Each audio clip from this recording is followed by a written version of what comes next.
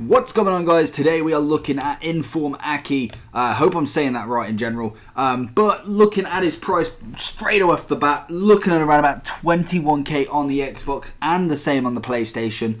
Relatively cheap. Also, just quickly, let me know in the comment section below if you do like these player reviews, or do you want me to strictly do more of the higher rated ones. I thought, you know what, 82 rated is actually alright for his rating, especially as well. 21k, you can't really complain. So let me know down below if you want to see more of these as well. I like doing everyone, I like giving everyone a try. I just find in FIFA, they're kind of becoming very, very unusable unusable. Did I say unusual? Unusable in every single game mode. But if you decide to try and have fun online single mode squad battles, you may want to give them a try. So let me know down below if you want to see more, or you just want me to go and start with the high rated players, or say 84, 85 or above. So let me know down below. Also, as well, make sure you smash out that like button for more reviews. I've been enjoying absolutely everything, all of the support. It's been incredible. We're sitting at around about 1,910 subscribers at the minute, or something along them lines. Smash it all the way to 2k. It is going to be amazing. So there's the plug, and let's get into the review. So we've got a 2-star skiller with a 3-star weak foot. He is left-footed, standing at 5'11", with a high defensive work rate and a medium attacking work rate. So relatively, that's not terrible stats in general for his basic info. 5'11", maybe not the tallest defender in the world, but can he deal with it? You'll see. So again, 3-star weak foot, happy with that. Defensive work rate, good with the high. Medium attack rate, I didn't really see him venturing up front, to be honest, so can't really complain at that. Then we look at the in-game stats, all of his base stats and all that good stuff. So he's got, the standout for me is the 77 pace, the 78 physical and the 84 defending. So they'll be last to go for, but we do have 73 passing and 74 dribbling to discuss. So the standout stats in that for me, passing wise, is the 79 short pass and the 76 long pass. Personally, that will do for me. It's average, it's not the greatest, but it's enough to get him by for me. 82 rated, pretty happy with that. Then we go on to the dribbling. Realistically, the only, I think there's 3 stats that I like. The 76 composure is okay. 83 reactions, which again is alright, and the 77 ball control. So realistically, he's got better stats on the stats that are more important for me. They're not great. I'm not saying that he's the best defender in the world, but they do enough for me to be happy with this card. Then we move on into the stats, or the overall stats that matter for a defender. We've got the 77 pace, which, to be honest, if you was to go a couple of FIFAs ago, you'd absolutely snap someone's hand off for that sort of pace. Now it just seems to be a given, but he is a quick defender. You add an anchor or a shadow onto that, you're looking at a very, very nice pace on a card. Then we have 78 physicality, which is 87 jumping, 76 stamina, 79 strength, and 75 aggression. So the jumping already is fantastic. He is 5'11", so that is a really nice kind of extra added bonus, because obviously he isn't the tallest. You add the jumping in, there you go, Bob's your uncle. He's not actually that bad in the air. Then we move on to the defending on this card. So 84 rated overall. He's got 82 interceptions, 78 heading accuracy, 84 marking, 86 standing tackle, and 85 sliding tackle. So overall, it's not terrible. To be honest, the stats don't look majorly like an 82 rated card, but they're good enough, especially when you look at the chem styles. So that's a nice little kind of jump cut to there. We have got 2 chem styles for me personally. You could possibly get away with the Sentinel. That gives you 94 defending and 85 physical. Realistically, I do want a little bit of pace onto him. I don't need majorly much, but it's always nice to have that little bit extra. So a shadow, that would give you 90 pace and 92 defending. That is phenomenal. 90 pace on this card is incredible. But personally for me, and I said this in the Belotti review, I really like the Hawk and the Anchor when it comes to the faster players. Obviously, he's not Usain Bolt. He's not 90 pace, not 80 pace, but he does enough for me that it warrants not having a shadow card on him. I think an 82 pace defender, with the element of what he's going to get as well as that pace, especially with his defending and physical, I think is more than enough to be happy with. So it'll give you 82 pace, which will give you 83 acceleration and 82 sprint speed. It will also give you 83 physicality, which will give you 97 jumping, 84 strength, and 85 aggression.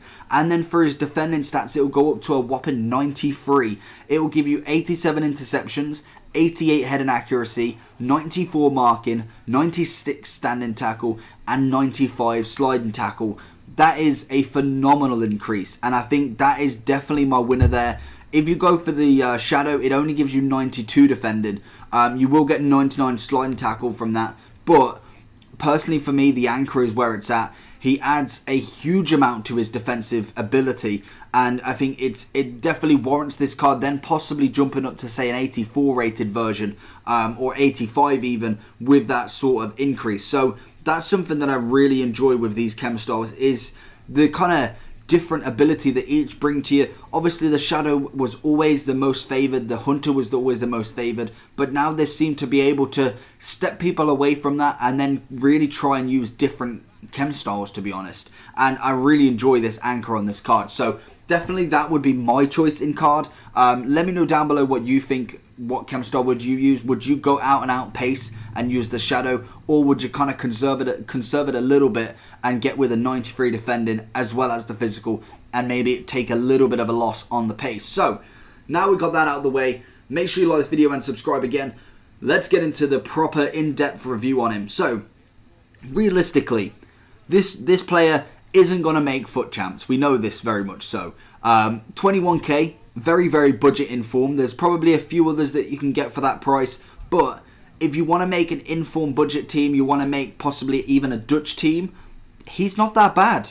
Realistically, if you're going to put, say, a squad battles team in there, or you're going to go with online singles, you want to have a little bit of fun, you're looking at possibly some cheap players, some kind of what's the word, like they're not meta, they're not that sort of player where you're spending hundreds and hundreds of K on them and expecting major results. This guy is 21k, which you pretty much can get from just doing squad battles for a week, and you can then buy him outright. And to be honest, he's actually solid. Overall for him, his passing and his dribbling are very average. They do enough to just get by to be a solid defender. I think really this guy's talents lie in his actual defensive ability, his physicality ability, and his pace. His passing and dribbling, they do enough for me. So then we move on to the physical side of him. So his jumping is decent. He definitely won quite a few balls. Obviously, he's going to come up against the Ibras, the Ronaldos, who, to be honest, will out-jump him. They are machines when it comes to in the air. And to be honest, even Varane and Van Dijk do get a bit worried when they come at him. So I can't complain about that too much. So the jumping of him is very nice. He does win quite a lot, apart from obviously them meta header players that will just absolutely nail him. Then we've got the strength and the aggression. Very, very nice. 84 and 85 with the chem style. I really thought that he actually held his own really well. Obviously he's 5'11", so not the tallest, but his strength and his ability on the ball when it came to holding that was really, really nice. Very, very solid.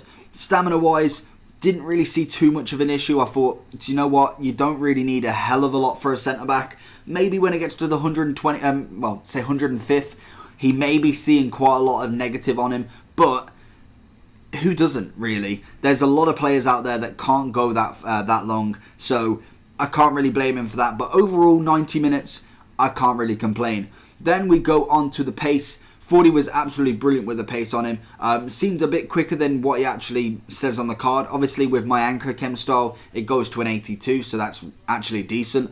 And it finds, to me, FIFA this year, defenders catch up with attackers quite a lot. And it's very strange when you've got, say, a Ronaldo with 90-something pace, and then say if this guy didn't have any chem style, he's 77, but he still can catch him up for some reason. But defenders seem to be able to do that, and to be honest, he was actually really decent at that. Very, very good at recovering when a player possibly goes round him or what have you. Really good at getting into that position to get back to make that challenge. Then we go on to the defending, which really surprised me. He was actually solid at the back. Really good at tackling, really good at getting the ball off players, and has an incredible slide tackle as well. If you definitely like your slide tackles, you'll like this card. Defensive style for him was really, really nice. He seemed more of a player that's kind of going to wait and make that challenge later on. Rather than going in straight away, I'd push him off a little bit and then go in for the kill when they make that heavy touch. That's personally how I'd use that. His reactions are really good to making them challenges. So that's how I'd use him. So overall rating on this card, if I was to make it from a defensive point of view, that I'm thinking, you know what, this is going to be FUT champs, this is going to be the best defender in the world, I'd probably only give him a 7, 7.5.